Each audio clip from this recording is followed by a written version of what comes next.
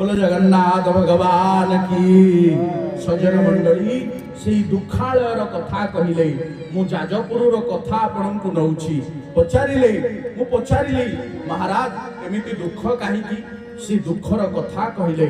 सज्जन मंडली पिलाटी हला बापा माँ बड़ अभाव रे कष्ट करती बापा पत्थर बहे छाती रे पत्थर बही आनी पुओ को बड़ कराए।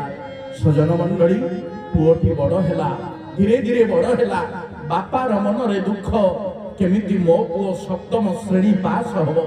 सज्जन मंडली सप्तम श्रेणी पास हवा पई पुओ भारी इच्छा कला परिश्रम कला बापांकर कथा को रखिला सप्तम श्रेणी पास हो गला परे तथापि बापार मन रे दुख मो पुओ केमिति मैट्रिक पास हबो।